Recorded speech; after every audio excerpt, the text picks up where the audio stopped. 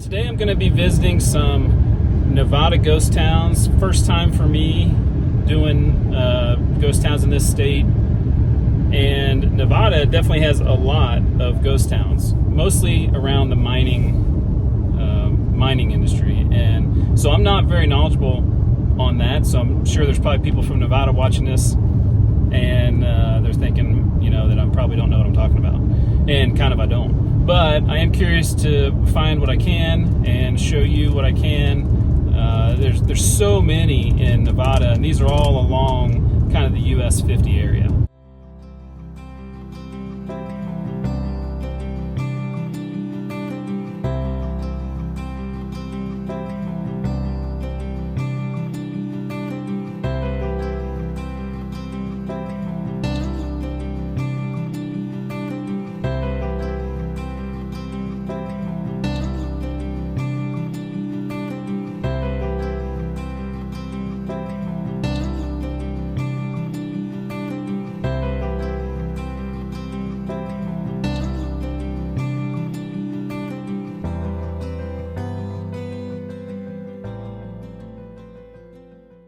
Pretty interesting. This was the Black Horse Mine, and this was where the richest ore in Nevada was found.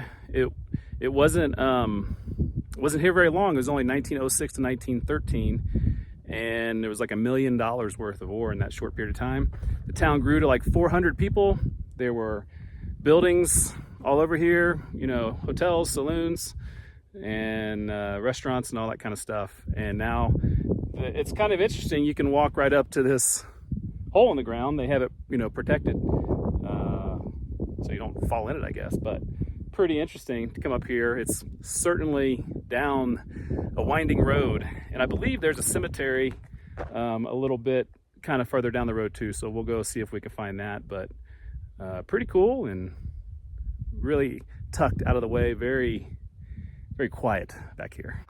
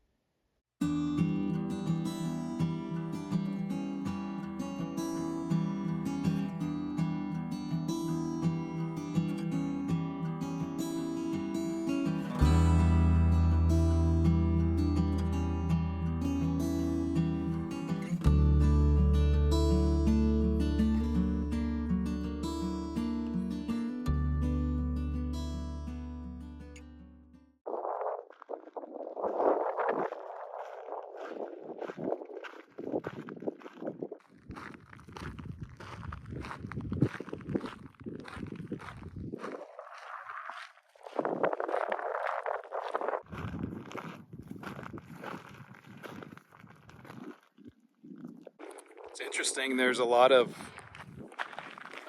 fairly recent graves here. So there's obviously people that live in the area that use this very interesting cemetery.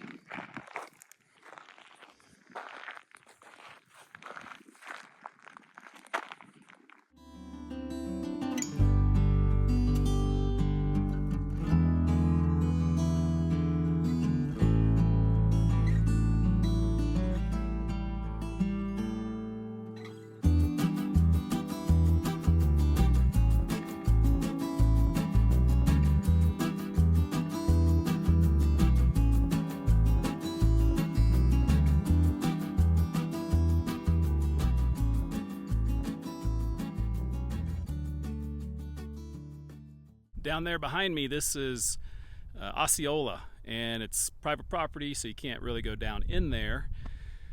But this was 1872. Gold was discovered here, and it became a pretty significant area. 1,500 people came here to live and work,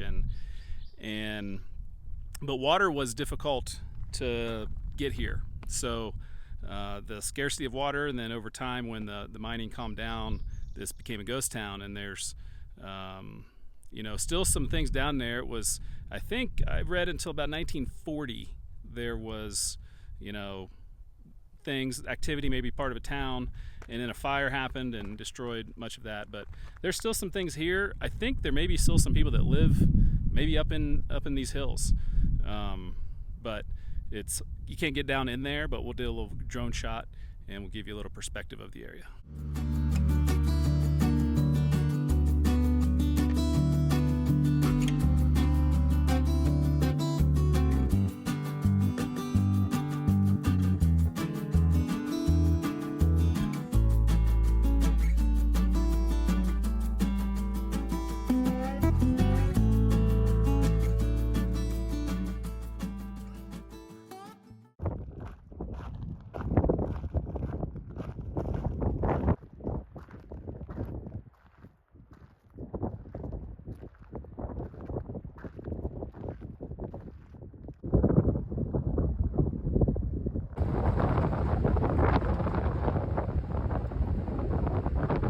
So Osceola is over there, and that was going to be the road back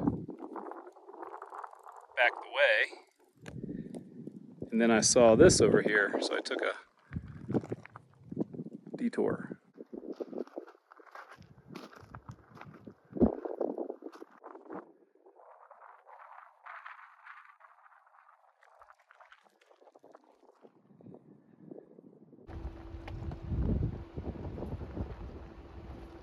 And just randomly, I just happened to run into this coming down that random road, and I find this, and I'm guessing this is all Osceola what I'm finding, but I don't know for sure.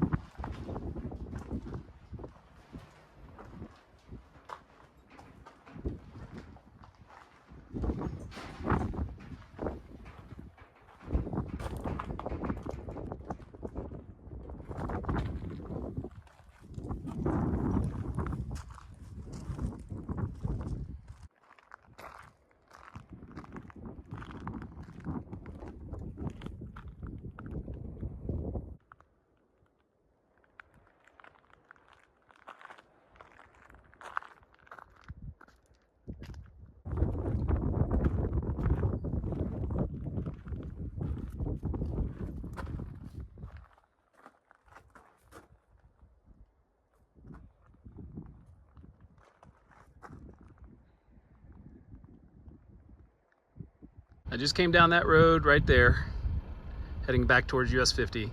But I think if you go up this road, there's another ghost town, another mining ghost town called Hogum. So I guess we'll go check it out.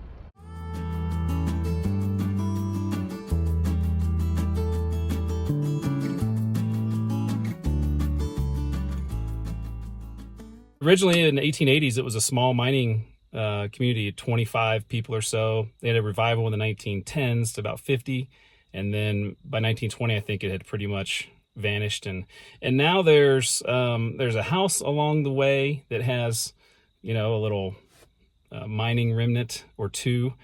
And then you go up a little farther, there's Keep Out. And I just kept kind of going around to the outside of it, not through the Keep Out. Then I come all the way up to the top here, and it looks like they're currently maybe mining something, or at least they don't want people here. No trespassing signs everywhere. There's a couple RV type, you know, campers kind of up on top of the hill. It's kind of strange.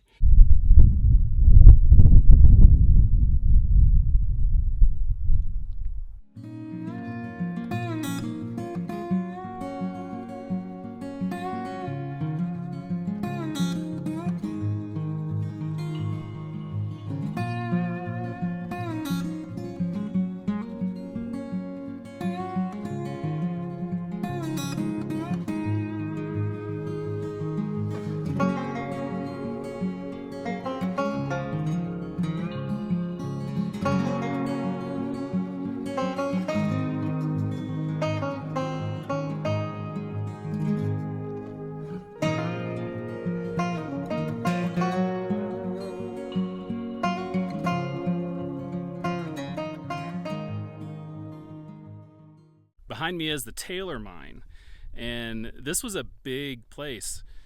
in gold and silver were discovered here in the 1870s, and then it grew to as many as 15,000 people lived here, which is pretty remarkable to think about. Like, where were they all at up in here in the mountains? But it grew, and then by the mid 1880s, this was like the center of the county. This was the kind of the big population area. They would have their celebrations here, 4th of July, things like that. Mining declined, and then it kind of went back up again in the early 1900s, and then, you know, like all the stories of these mining towns, they decline over time to not being much. Although it does appear there's more maybe recent mining that has happened here. You can just kind of see the dirt piles, and something has happened here since the early 1900s, obviously. But it's cool to see these structures right here. You know, no trespassing down in there or anything like that, but I'll get the drone up and show you a couple of different perspectives of what the Taylor mining area looked like.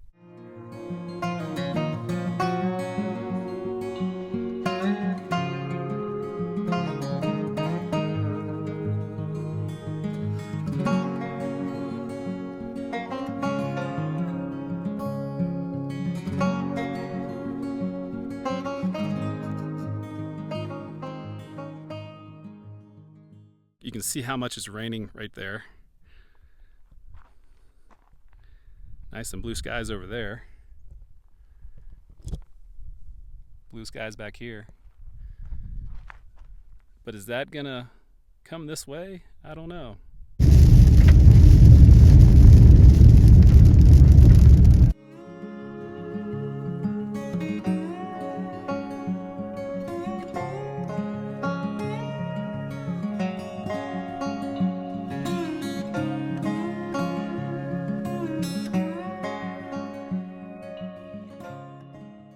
I don't know how I would rank these towns if I was to rank them 1 through 5, but Ward would be one of the more accessible and one with the most stuff.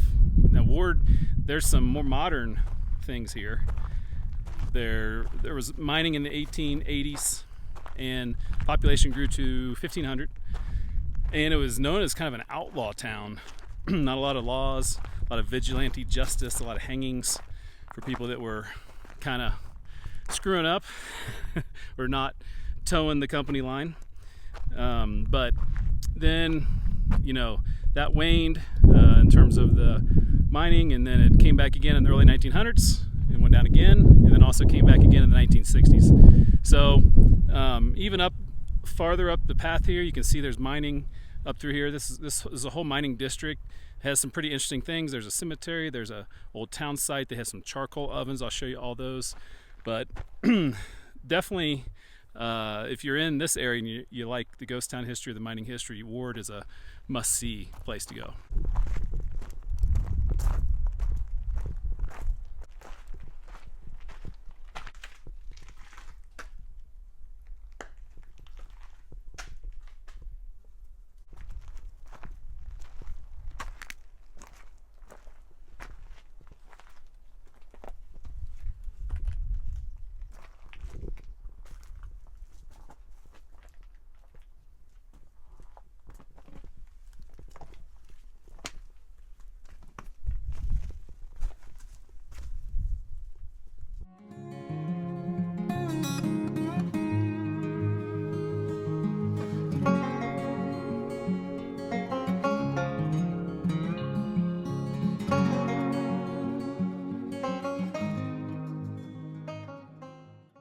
Okay, the mine was up there,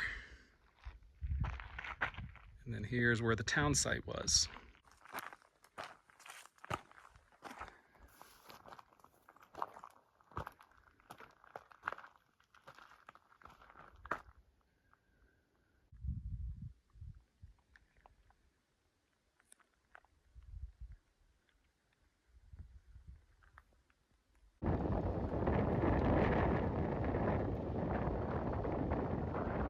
A little bit further down the hill, we're at the Ward Cemetery.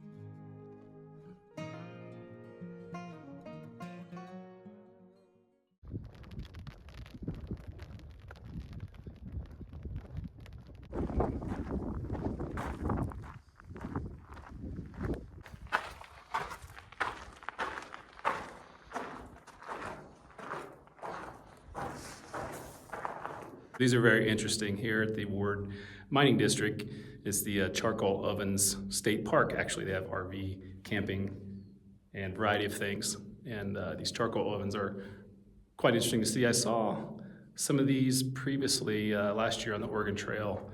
Where was I? I'll have to put it here on the screen. I don't remember the town. But pretty interesting innovation back in the 1870s. And then later on, this was a hiding place. It was a shelter. It was a hiding place, they said, for some bandits, stagecoach bandits. So who knows what went on in the walls of these charcoal ovens. Quite a fascinating look at some of these ghost towns in Nevada. Very different from the ones I've visited in Kansas because of the mining aspect. And I know there's some people watching that are probably more expert at Nevada ghost town hunting than me, so feel free to add your comments in there. This was my introduction, and maybe for some of you that follow my channel, your introduction to some of these ghost towns out here in Nevada. So hopefully I'll be able to explore and find a lot more.